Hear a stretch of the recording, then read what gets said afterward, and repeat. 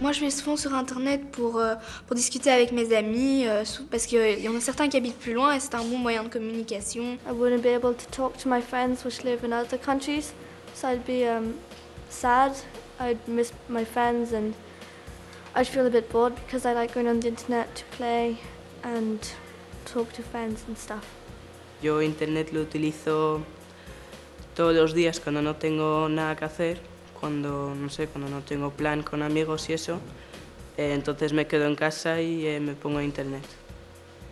Y no me gustaría nada que quite internet.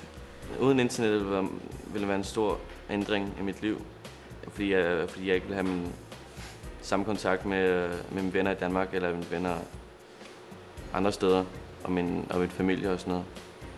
Så ja, det er en stor ændring. Camera. Action. This commercial goes out from the European Commission. They asked us to make a story about cyberbullying. A lot of children are confronted with this problem.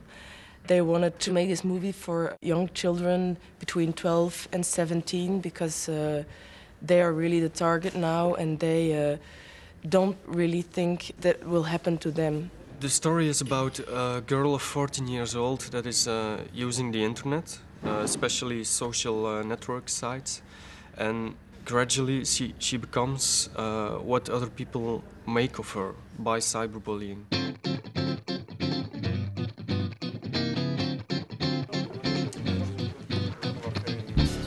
The first thing I did is translate the story to a storyboard. That means to translate the story to images. Also, the other thing is to make the characters stand out. We were looking for some kind of specific, nice little girl, vulnerable, but with some character at the same time, and who was able to act, to go through all those different stages of transformation, which is quite difficult to do, certainly when you're so young. She has to imagine a lot of things to be able to act and react on things that happen. She doesn't see the effects at that moment when she's here in the studio. So all those things will be done afterwards. You have to explain very carefully to her, at least to make her understand what's happening. C'est super bien passé. C'était la première fois que je faisais ça, donc j'étais un peu stressée le matin. Et puis ça a été, tout le monde m'a mis bien à l'aise et j'ai réussi à faire les choses qu'on me demandait de faire. Okay, on va faire ça encore une fois.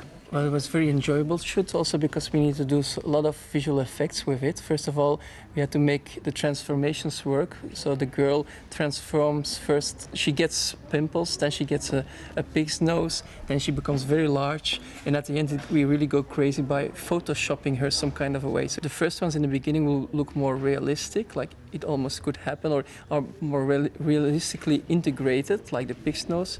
The other ones are a little bit more cartoonish and quite wild. Camera. Action. It is indeed a complicated shooting because we have to take care at this moment of what can be resolved on shooting and what exactly then will be our part in exaggerating. How can we match a false pig nose onto her face? So we have to take certain marks for this shot, and for the inflating part we have to be quite specific on what parts we need to grow. We need a girl here that has to become twice her size. So the beginning of that movement is done in camera, like we say.